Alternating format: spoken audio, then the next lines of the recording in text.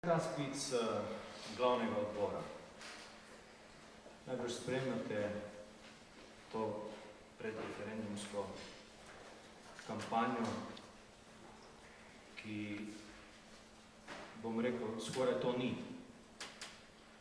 Sprevrgla se je predvsem v takšno ali drugačno politično obračunavanje, ampak vendarle moram dodati to, kar je ključno, neargumentirano politično obračunavanje, brez kakršnekoli vsebine. Sam sem vse skozi, na vsakem nastopu, soočenju, v državnem zboru, kjerkoli sem bil, tudi danes, vidite, vse okoli nas so samo zanimivi. Vse, kar sem govoril in vse, kar sem želel prepričevati, torej želel biti argumentiran in želel biti vsebinski, želel te svoje misli in svoje dokazovanje preleviti tudi na papir, torej na zemljevid. Seveda v skladu z vsemi pravili, ki tukaj seveda so.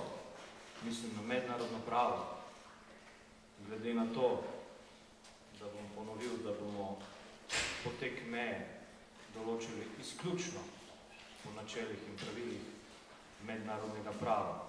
In tukaj je pika. Ni pravičnosti, ni dobrososedskih odnosov, ni ničesar. Še najmanj pa je načelo zunanje pravičnosti exequatur bonum. Rečeno je bilo, da je to neodgovorno, da kažemo zemljevide. Jaz pravim, če je kaj neodgovorno, je neodgovorno to, da ljudi prepričuješ z nekimi argumenti in jih nisi v stanju narisati na papir. Gre za zelo kompleksno vprašanje. In prav je, in odgovornost od nas politikov je, da to kompleksno vprašanje čim bolj plastično predstavimo ljudem. In drugače, kot da se to nariše, se tega ne da. Preprosto se tega ne da. In zato bom tokrat še enkrat, morda boste tudi vi imeli priložnost komu to razložiti. In ne nazadnje tudi zato smo prišli danes skupaj, da še enkrat obdelamo materijo in da po tem glavnem odboru odidete domov in poveste našim članom, članicam in tudi vsem ostalim, kaj je resnica. V skladu z konvencijo Združenih narodov o pomorskem mednarodnem pravu je za razmejitev teritorija nasproti se ležečih obal se uporablja načelo ekvidistance, sredinske črte, to, kar je na tem zemljevidu narisano. Če bi se državi dogovorili, da bi se pri tem upoštevalo tudi zgodovinske okoliščine ali pa posebne okoliščine, kar se žal pri določitvi meje pač nismo, ker smo rekli, da bomo vse določevali v skladu z mednarodnim pravom, bi ta sredinska črta, ki je tako narisana, torej kot sredinska črta, bi na osnovi teh dejstev lahko dosegli kvečemo to, da se ta sredinska črta zamakne proti Savudrijskemu polotoku. Torej, da ne bi bila sredinska črta, ampak bi bila malce zamaknjena. V vsakem primeru za to sredinsko črto slovenske teritorijalne vode ločimo od mednarodnih voda, ki so tam v tistem trikotniku spodaj. Če se ne motim, pa menda ja, meja določa teritorij. Ali ne?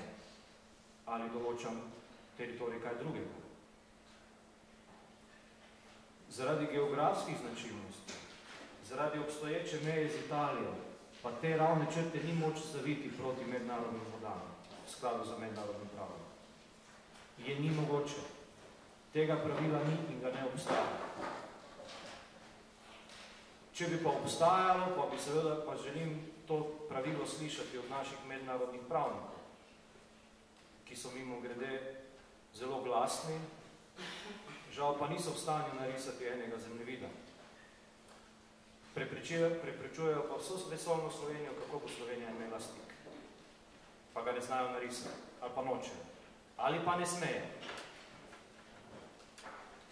Torej, ko bo meja v Piranskem zalivu določena, bomo pa iskali stik. Telefonski, po zraku, ne vem kakšen. In druge možnosti kot koridor ni.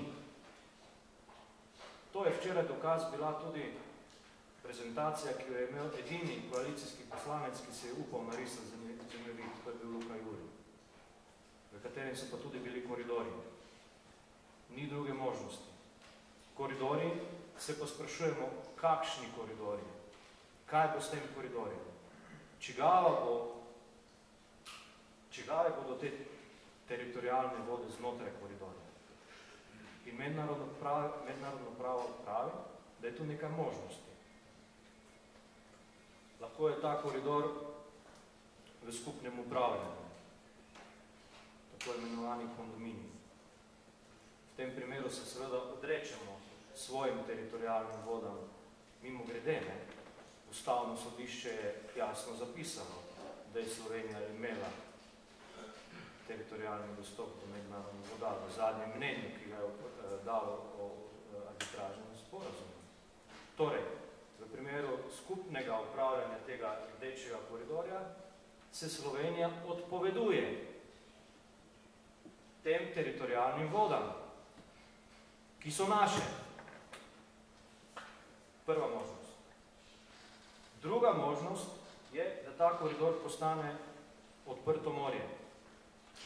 Torej, da se odprto morje ali pa mednarodne vode pripeljajo gor do te črte, s katero razmeljujemo Piranski zaliv.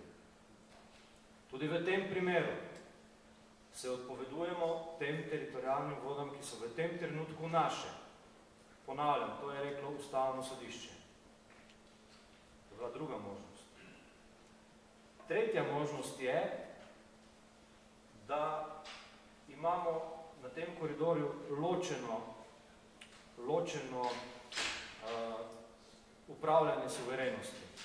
To pomeni, da ena država izvaja suverenost nad vodo ali pa nad vodnim stolpom, druga država pa nad morskim dnom.